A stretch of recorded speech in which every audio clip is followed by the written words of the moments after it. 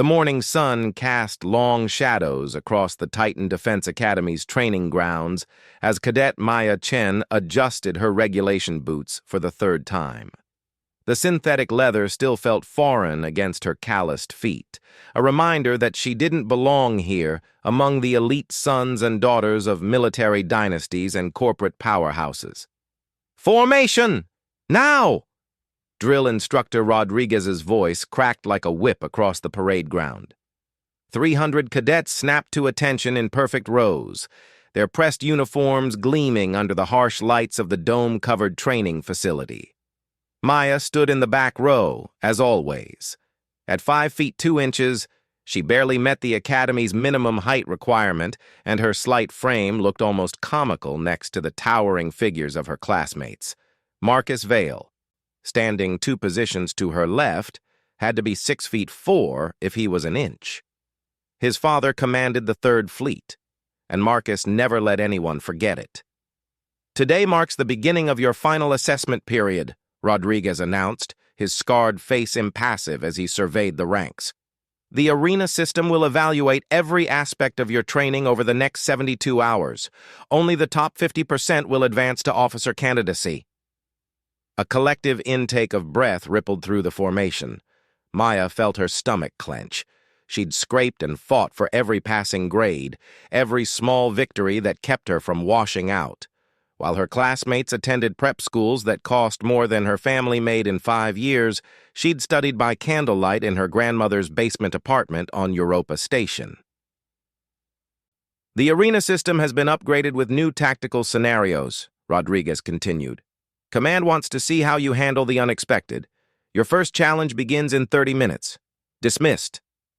The formation broke apart, cadets clustering in familiar social groups.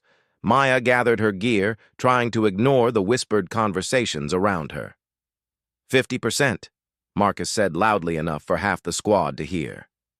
"Finally getting rid of the charity cases." His friend Jackson snickered. "About time. Some people just don't have the breeding for this kind of work." Maya's jaw tightened, but she said nothing. She'd learned that responding only made things worse. Instead, she focused on checking her equipment one final time. Her pulse rifle was older than most of her classmates, a hand-me-down from her uncle's service in the Outer Rim conflicts, but she'd maintained it perfectly, and it shot straighter than the brand-new models the Academy issued. "Don't let them get to you." The voice belonged to Kai Nakamura, one of the few cadets who'd ever spoken to her without sneering. His family had money, but he'd never acted like it mattered. "I'm fine," Maya said, slinging her rifle across her back. "No, you're not, but you will be." Kai's dark eyes were serious. "I've seen you shoot, Chen. You're better than half these idiots, and you know it." Maya managed a small smile. "Thanks." The arena system occupied the Academy's entire lower level, a massive complex of interconnected chambers that could simulate any environment from frozen asteroid mining stations to steaming jungle worlds. Advanced holographic projectors, environmental controls, and tactical AI created scenarios so realistic that injuries were common despite the safety protocols. As the cadets filed into the staging area, Maya caught her first glimpse of the new additions Rodriguez had mentioned. Sleek black panels had been installed along the walls, pulsing with soft blue light. She'd never seen anything like them. "Attention, cadets!" The arena system's synthetic voice filled the chamber. "Today's scenario involves urban combat in a contested zone. Your mission is to secure and hold a strategic communications array while under hostile fire. You will be organized into teams of 5. Maya's heart sank as the teams were announced. She found herself grouped with Marcus Vale, Jackson Torres, Sarah Kim, and David Park. Marcus was already asserting leadership before they'd even entered the simulation. "I'll take point," he declared. "Torres, you're on heavy weapons. Kim and Park, flanking positions. Chen—" He looked at her with obvious distaste. "You're on rear guard. Try not to shoot any of us by mistake." The simulation chamber transformed around them, concrete walls rising from the floor while holographic projectors painted a war-torn cityscape in stunning detail. Smoke drifted between buildings, and the distant sound of gunfire echoed through the streets. "Move out," Marcus ordered, his voice carrying the authority of someone who'd never doubted his right to command. They advanced through the simulated urban environment, Maya bringing up the rear as ordered. Her enhanced visor displayed tactical information, marking potential threats and objectives. The communications array sat atop a 5-story building 3 blocks ahead, surrounded by what the system marked as hostile positions. Maya studied the tactical display, her mind automatically calculating angles and distances. Something felt wrong about their approach route. They were moving directly down the main avenue, exposed and vulnerable. A flanking maneuver through the side streets would be safer, but Marcus seemed determined to take the most direct path. "Contact front!" Sarah's voice crackled through their communications system as simulated enemy fire erupted from windows and rooftops. Red laser beams marked the paths of incoming rounds, and Maya felt the distinctive tingle of the training system's neurofeedback as a shot passed close to her head. Marcus dove for cover behind a burned-out vehicle, shouting orders. "Suppress that building! Torres, give me covering fire!" Jackson's heavy weapon thundered, sending streams of simulated plasma toward the enemy positions. But more shooters appeared, and Maya realized they were walking into a classic L-shaped ambush. The enemy had channeled them into a kill zone. "We need to move," Maya called out. "They've got us flanked." "Stay in position, Chen," Marcus snapped. "I'm handling this." But Maya could see what he couldn't. Red markers were appearing on her tactical display, indicating enemy movement through the buildings on their left flank. In 30 seconds, they'd be caught in crossfire with no escape route. She keyed her communications. "Enemy squad moving to flank us from the east. We need to reposition now." "I said stay in position." Marcus's voice carried real anger now. "That's an order!" Maya watched the red markers creep closer. 20 seconds. Her teammates were focused on the threat to their front, unaware of the danger building on their flank. She could follow orders and watch them all get eliminated. Or she could act. She chose to act. Maya sprinted from her position, ignoring Marcus's shouted protests. The enemy flanking squad was using a narrow alley between 2 buildings, thinking they were undetected. She reached the alley mouth just as the first simulated enemy soldier rounded the corner. Her rifle came up smoothly, years of practice making the motion automatic. The training beam caught the simulated enemy center mass, and his equipment registered a kill. The second enemy appeared. But Maya was already moving, using the concrete wall for cover as she engaged. "What the hell is Chen doing?" she heard Jackson say over the communications channel. Maya didn't have time to explain. She was fighting for her life against 3 remaining enemies, her smaller size actually an advantage in the tight confines of the alley. She dropped 2 more before the third managed to get a shot off, the training beam scoring her shoulder and sending feedback pain through her system, but she'd broken up the flanking attack, and her team was safe. For now. "Fall back to secondary positions," Marcus ordered, finally recognizing the changed tactical situation. "Chen, get back here!" Maya was already moving, but as she emerged from the alley, she saw David Park stumble and fall. His equipment showed a hit to the leg, and he couldn't move under his own power. "Man down!" Sarah called out. Marcus looked back at David, then at the advancing enemy positions. Maya could see the calculation in his eyes. David was wounded, slowing them down. In a real combat situation, sometimes hard choices had to be made. "We can't carry him," Marcus said. "He'll have to stay." "No."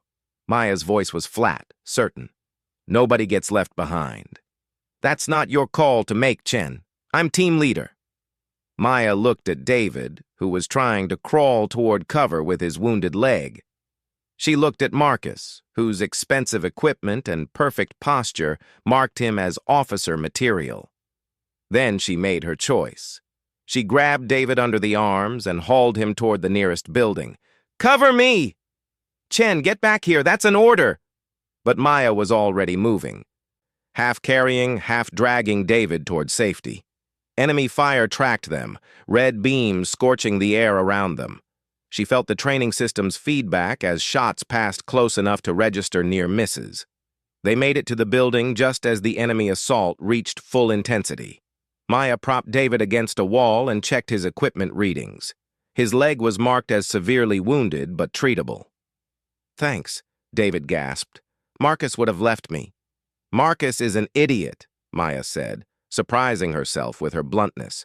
She activated David's emergency beacon, calling for simulated medical evacuation. Through her earpiece, she could hear the tactical situation deteriorating. Marcus was trying to assault the communications array directly, but the enemy had too many defensive positions. Jackson was down, marked as eliminated by the training system. Sarah was pinned behind inadequate cover. Maya studied her tactical display.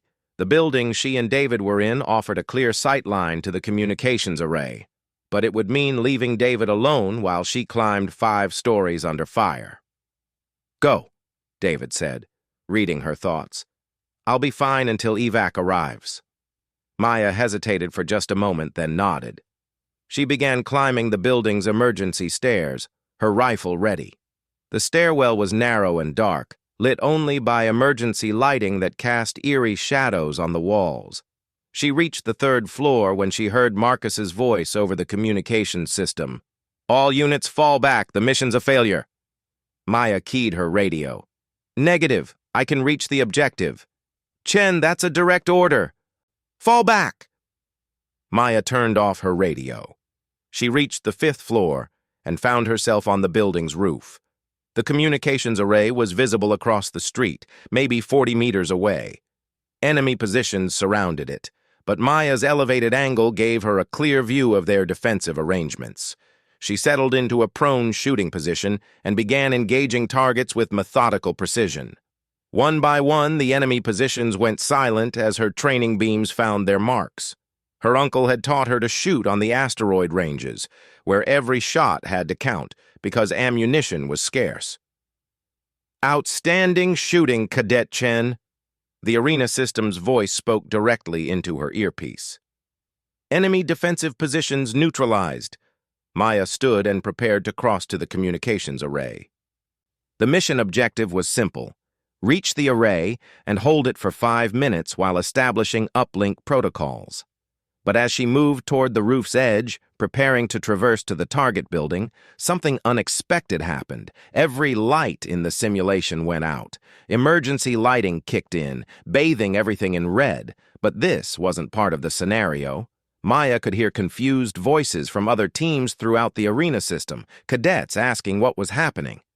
Then the new black panels she'd noticed earlier began to glow brighter, their blue light cutting through the red emergency illumination. Maya heard a sound she'd never encountered before, a deep, resonant tone that seemed to come from the walls themselves. "Cadet Chen." The arena system's voice had changed, becoming more complex, layered with harmonics that made her teeth ache. "Approach the communications array." Maya felt a chill run down her spine. This wasn't the standard arena system anymore. Something was different, wrong somehow. But she was a cadet, and she had her orders. She crossed to the communications array building and began the uplink procedures. Her equipment interfaced with the simulated communications gear, establishing the required connections. The process should have taken 2 minutes. Instead, as soon as she activated the final connection, every screen in her field of vision exploded with data. Not tactical information or mission updates, but something else entirely. Streams of code, mathematical equations, and star charts flashed past faster than she could process. "Integration beginning," the modified arena system announced. "Subject parameters. Acceptable."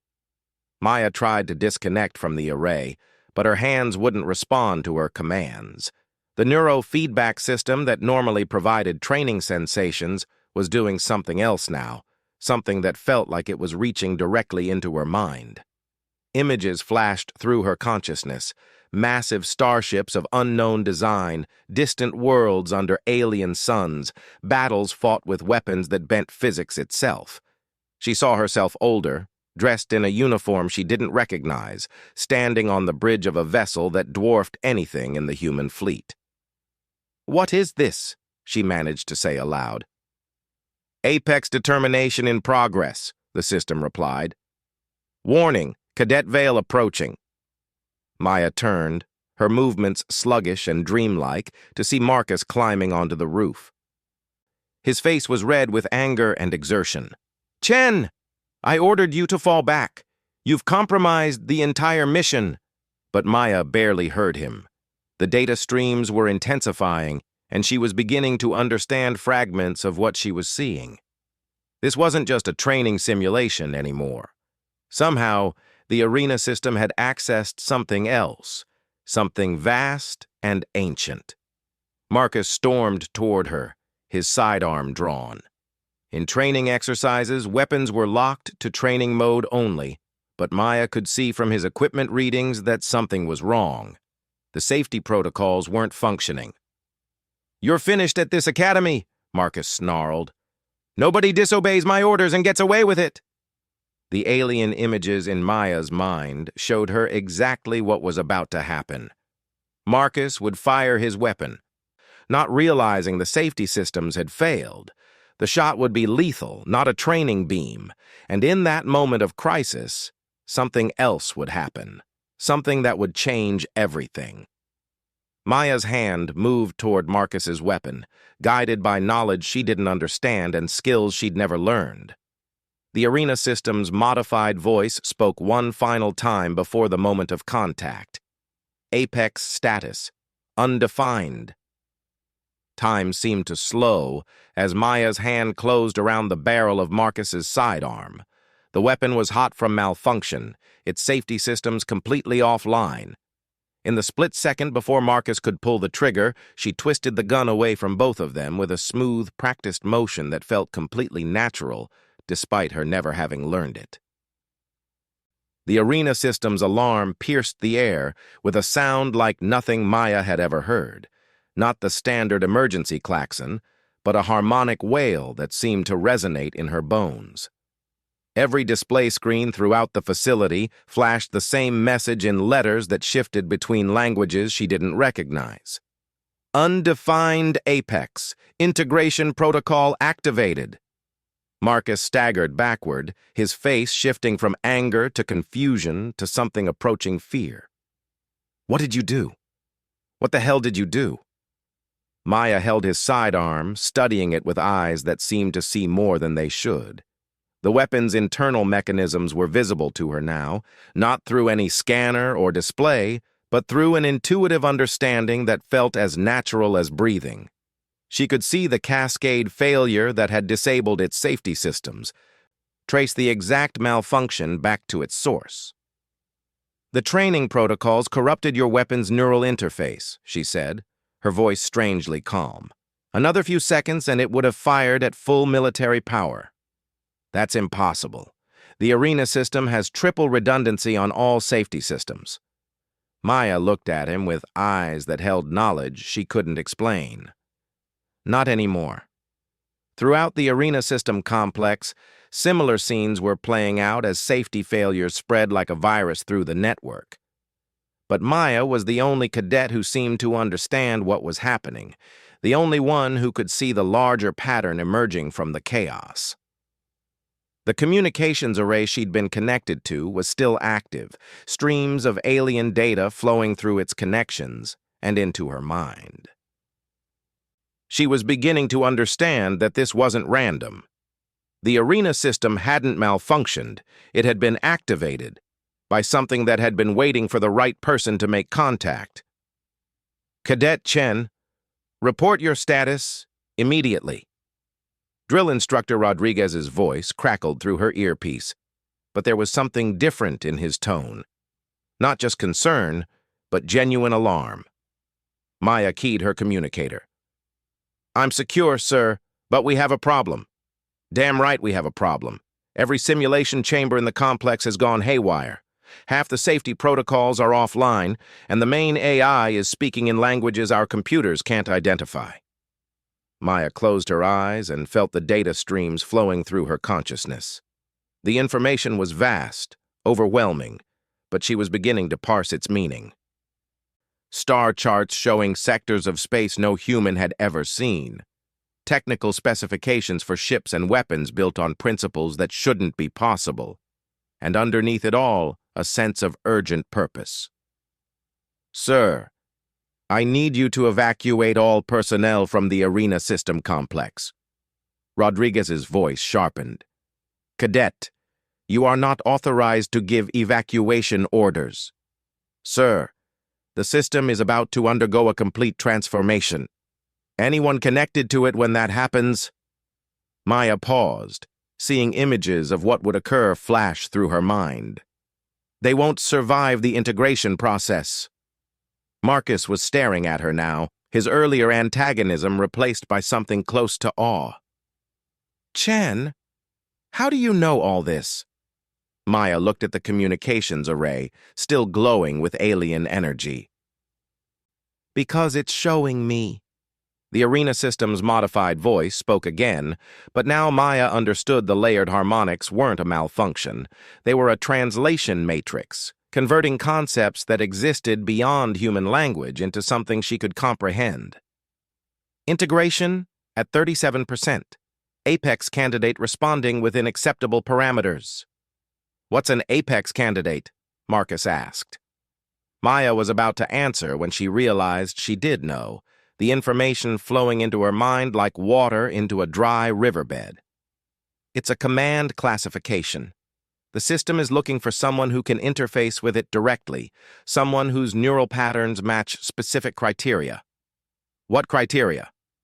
Maya saw the answer in the data streams, but it was too complex to explain easily.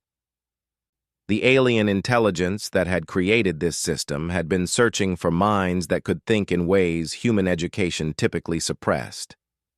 Minds that could see patterns beyond conventional logic, that could adapt instantly to new information, that could command not through authority, but through pure competence. "It's looking for someone who doesn't fit the mold," she said finally. "Someone who thinks differently." Marcus looked around at the chaos spreading through the simulation, then back at Maya. "And it chose you." "I don't know if chose is the right word. More like recognized." The building beneath them shuddered, and Maya felt rather than heard a deep vibration that seemed to come from the earth itself. Through the data connection, she sensed massive machinery awakening far below the Academy's main levels. Systems that had been dormant for centuries were coming online. "Sir," she spoke into her communicator again, "the evacuation needs to happen now. The system is accessing subsurface installations that predate the Academy." "Predate the Academy?" Rodriguez's voice was tight. "Cadet, this facility was built on virgin rock. There's nothing underneath us but solid stone." Maya saw through the sensor network spreading throughout the complex. Ancient corridors stretched beneath them, filled with technology that human science could barely comprehend. The arena system had never been just a training facility. It had been a cover, a way to bring potential candidates into contact with something much older. "Sir, with respect, that's not accurate. There's an entire installation beneath us. It's been waiting." "Waiting for what?" Maya felt the answer flow through her, and with it came the first real understanding of her situation. For the next phase of human development. The data streams showed her images of other worlds, other species that had reached this same crossroads in their evolution. Some had advanced, becoming something greater than they'd been. Others had failed the test and been left behind. "Integration at 60%, the arena system announced. "Prepare for consciousness expansion." Maya felt her awareness suddenly explode outward. She could sense every system in the complex, every cadet, every instructor. She knew that Sarah Kim was trapped in a simulation chamber where the environmental controls had failed, slowly succumbing to heat exhaustion. She knew that Jackson Torres was trying to break through a door that had sealed itself, his team's oxygen running low. She knew that Kai Nakamura was attempting to manually restart the safety systems from a maintenance terminal 3 levels below. More than that, she could fix these problems. The solutions flowed through her mind with crystal clarity. Maya placed her hand on the nearest control panel and felt the connection establish itself automatically. Through the arena's network, she rerouted power to restore environmental controls to Sarah's chamber. She overrode the sealed door trapping Jackson's team. She provided Kai with the correct restart sequence for the safety systems. All of this happened in the space of a few seconds, her consciousness operating at speeds that shouldn't have been possible for a human mind. "Chen," Marcus said softly, "your eyes are glowing." Maya looked at him, and she knew he was right. She could feel the energy flowing through her, transforming her at a cellular level. The integration process wasn't just giving her access to alien technology, it was changing her into something that could handle that access. "Cadet Chen, this is Admiral Morrison." The voice in her earpiece carried the authority of the Academy's commanding officer. "I need you to listen to me very carefully. We're reading massive energy signatures from your location. Whatever's happening down there, we need you to shut it down." Maya felt a moment of bitter amusement. "Sir, I don't think that's possible anymore." "Cadet, that is not an acceptable answer." Through the arena system's sensors, Maya could see the massive military response building outside the Academy. Orbital platforms were repositioning their weapons, targeting the training complex. Ground forces were establishing a perimeter. They were preparing to destroy the entire facility if necessary. "Admiral," she said, "you need to understand something. This system isn't malfunctioning, it's activating. And if you try to stop the process now, it will defend itself." As if to prove her point, the arena system's voice spoke again. "Warning! External targeting systems detected. Defensive protocols authorized." Maya felt the ancient installations beneath the Academy powering up weapons systems that dwarfed anything in the human military. Energy began building in chambers that had been dark for millennia. "Admiral, you need to stand down your forces," Maya said urgently. "This system has defensive capabilities you can't imagine." "Cadet, I will not take military advice from a trainee who's been in the service for less than a year." Maya closed her eyes and showed him. Through the arena system's communication networks, she transmitted a direct sensory feed to Admiral Morrison's command center. She let him see through her enhanced vision, let him perceive the vast installations beneath the Academy, the weapons systems that could vaporize his fleet without effort. The silence that followed stretched for nearly 30 seconds. "Dear God," Morrison whispered finally, "how long has this been here?" "Approximately 12,000 years according to the data archives," Maya replied. "It was left by a species that wanted to help others evolve beyond their current limitations." "Integration at 85%, the arena system announced. "Final phase preparations beginning." Maya felt her consciousness expanding again, but this time the sensation was accompanied by physical changes. Her reflexes were becoming impossibly fast, her perception extending beyond normal human ranges. She could hear radio communications from orbit, could sense the electromagnetic signatures of every electronic device for kilometers around. Marcus was still watching her, but his expression had changed from fear to something approaching reverence. "You're becoming something else, aren't you?" Maya nodded slowly. "I think we all are. Or at least, we have the potential to be." She gestured toward the data streams still flowing from the communications array. "This isn't just about me.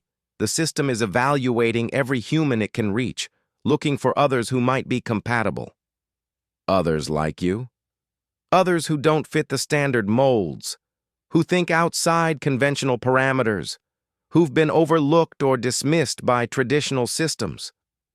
Maya realized that this explained so much about her experience at the academy. Her background hadn't been a disadvantage. It had been preparation. Her struggles with the rigid military hierarchy, her tendency to find unconventional solutions, her ability to see patterns others missed, all of it had been building toward this moment. Integration at 95%, the arena system announced. Prepare for consciousness merger. Maya felt the final barrier dissolving between her mind and the vast intelligence that had created the arena system. Knowledge flowed into her awareness at rates that should have destroyed her sanity, but somehow she was able to process and understand it all. She saw the history of the species that had built this place, beings who had transcended physical form millions of years ago, becoming entities of pure consciousness that could exist across multiple dimensions simultaneously. They had left these installations throughout the galaxy, seeding them on worlds where intelligent species were developing, waiting for those species to reach the point where they could take the next evolutionary step. Most never did. Most civilizations destroyed themselves before achieving the necessary unity and wisdom. But some made the transition, joining the vast community of evolved consciousnesses that existed beyond normal space-time.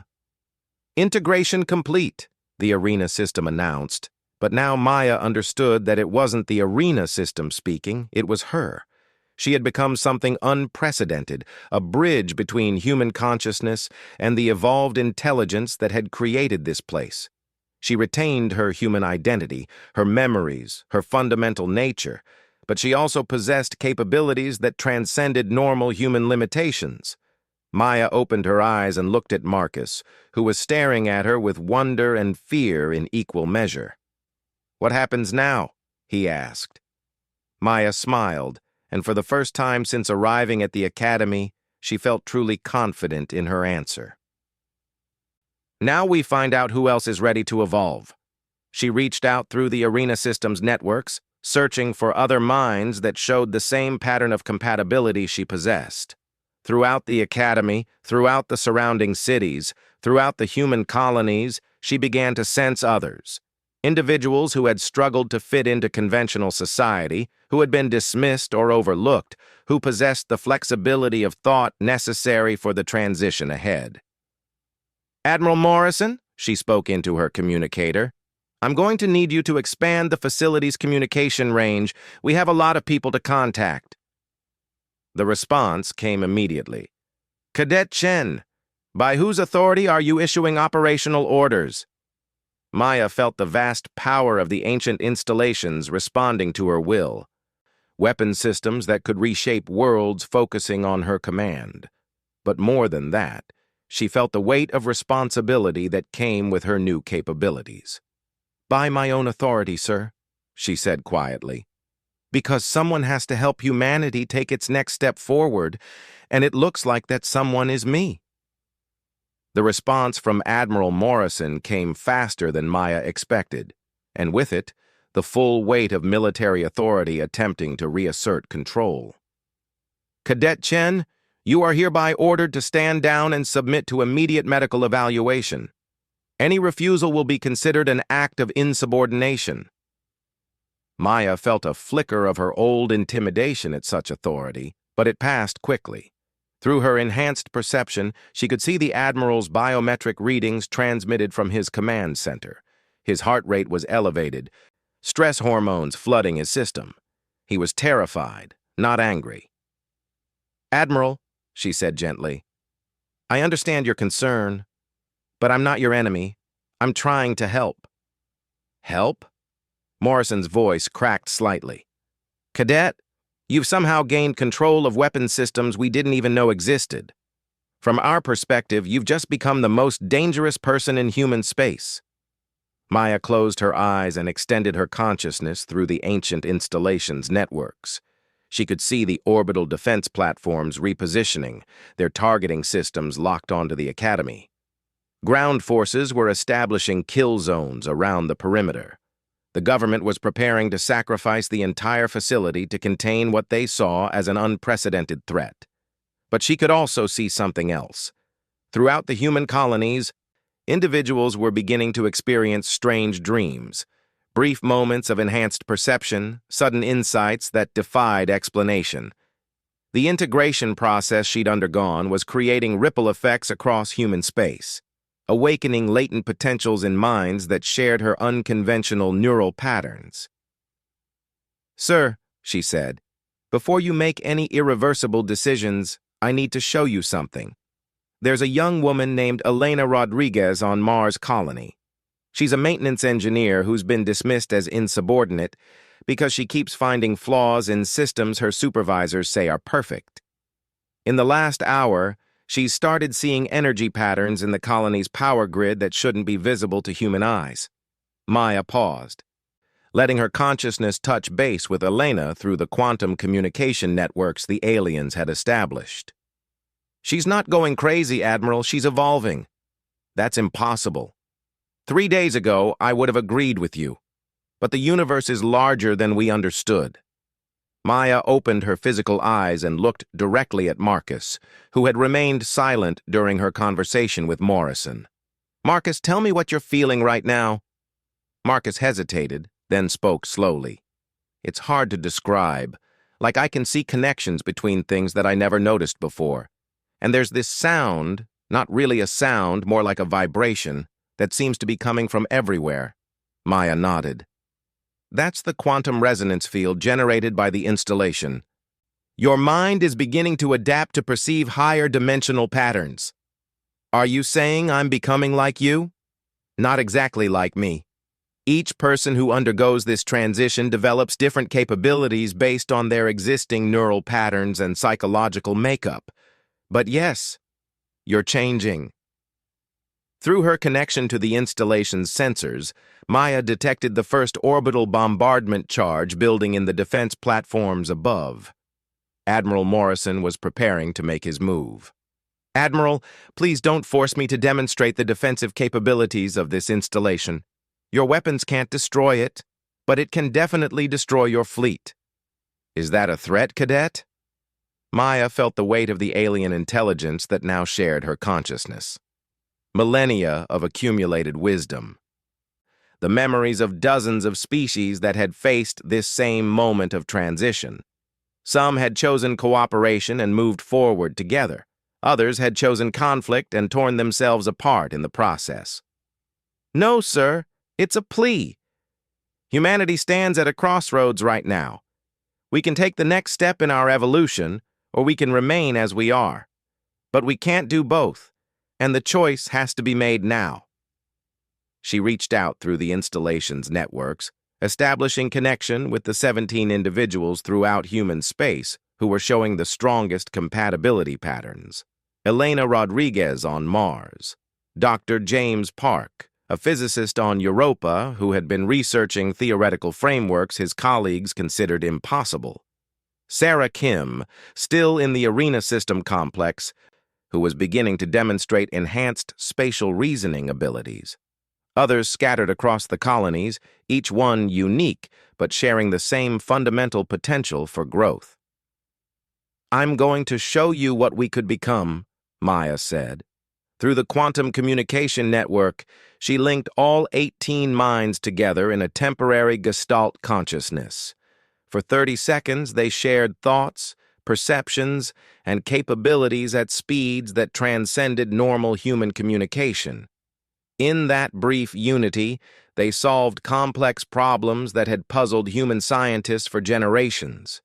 They saw patterns in cosmic phenomena that revealed new laws of physics. They glimpsed possibilities for technology, for exploration, for ways of existing that transformed what it meant to be human. When the connection ended, Maya heard Admiral Morrison's sharp intake of breath.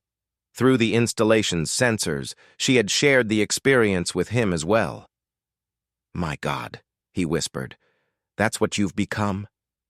"It's what we all could become," Maya said, "but only if we choose cooperation over conflict." The silence stretched for nearly a minute before Morrison spoke again. "Cadet Chen, I'm going to ask something of you that goes against every tactical principle I've ever learned. I'm going to trust you, But I need guarantees. What kind of guarantees? That these weapons systems won't be used against human populations. That whatever authority you've claimed will be used responsibly. That you won't become the thing we're all afraid you might become.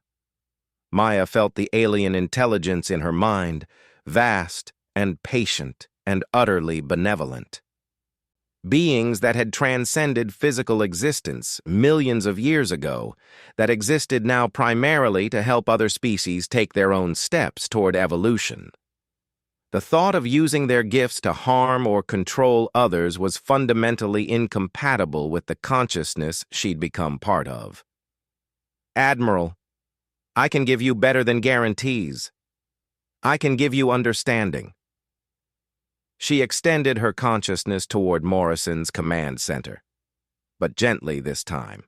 Instead of overwhelming him with sensory data, she simply shared her emotional state. Let him feel her certainty, her sense of purpose, her genuine desire to help humanity grow beyond its current limitations. I'm not trying to rule anyone, she said. I'm trying to free everyone.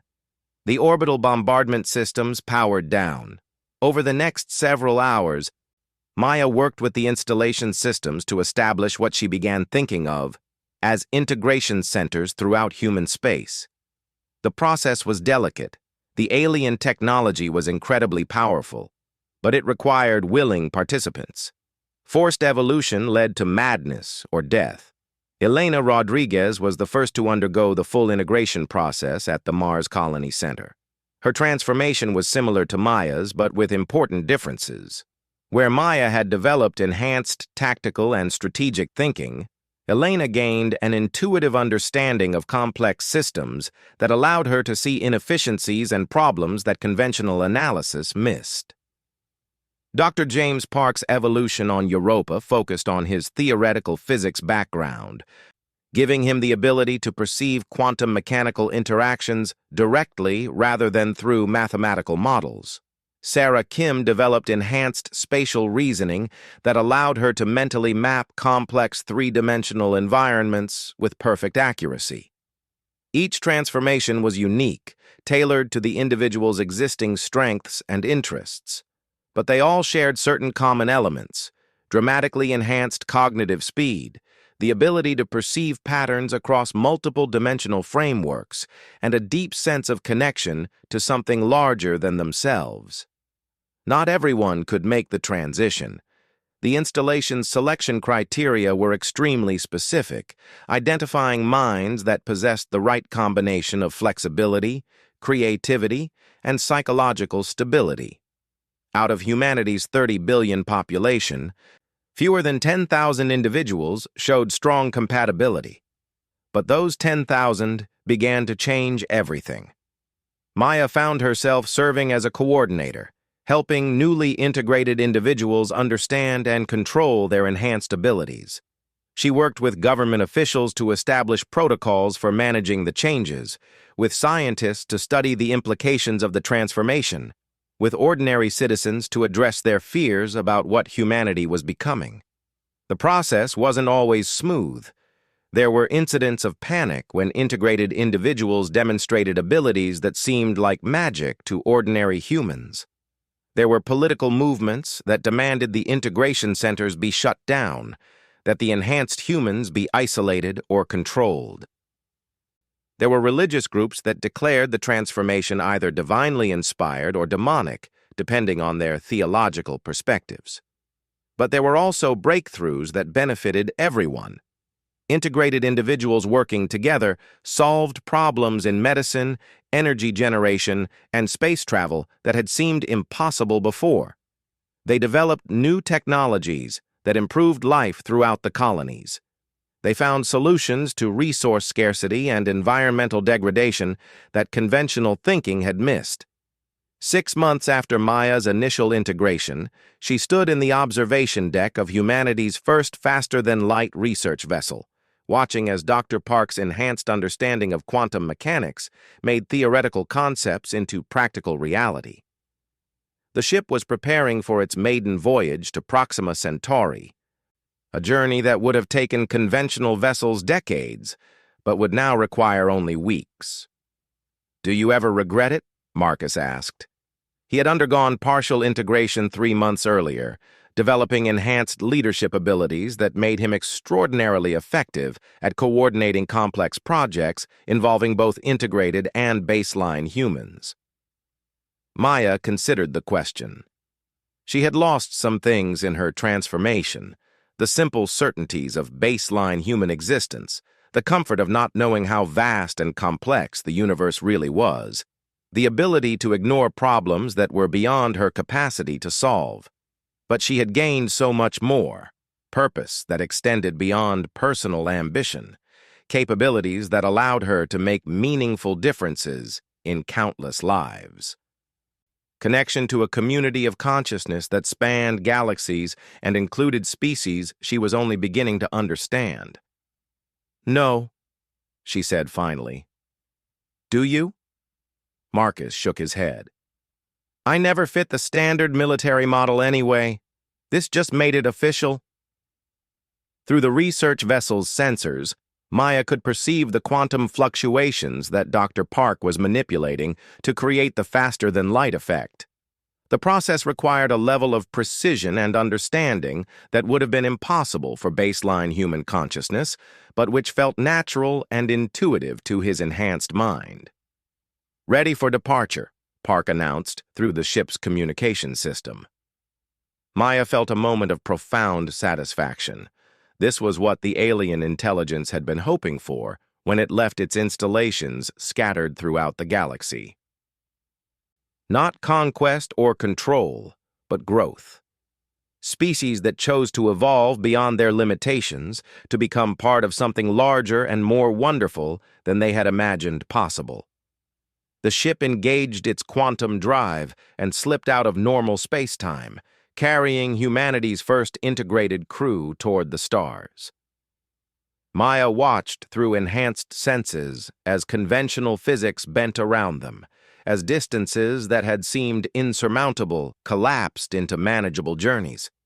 Behind them, throughout human space, other integrated individuals were making their own contributions. Elena Rodriguez was redesigning the Mars colony's infrastructure to operate at unprecedented efficiency levels. Sarah Kim was leading architectural projects that created living spaces adapted to the enhanced perceptual abilities of integrated humans while remaining comfortable for baseline humans.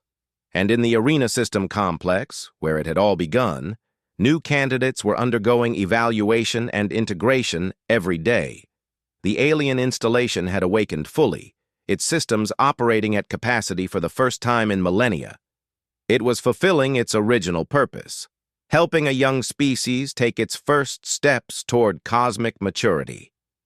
Maya closed her eyes and reached out through the quantum communication networks, touching base with integrated individuals throughout human space. Each mind she contacted was unique, shaped by their own experiences and interests, but all connected by their shared transformation. They were still human, but they were also something more.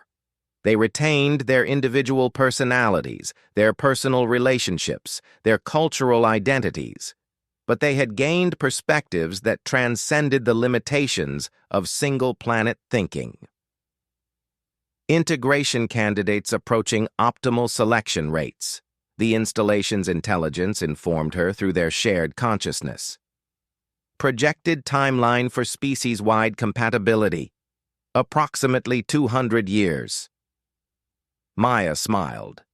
2 centuries seemed like a long time from a baseline human perspective, but she understood now that evolution was not a process to be rushed. Each generation would prepare the next for greater possibilities. Eventually, all of humanity would have the option to transform, to join the vast community of evolved consciousnesses that existed beyond normal space-time.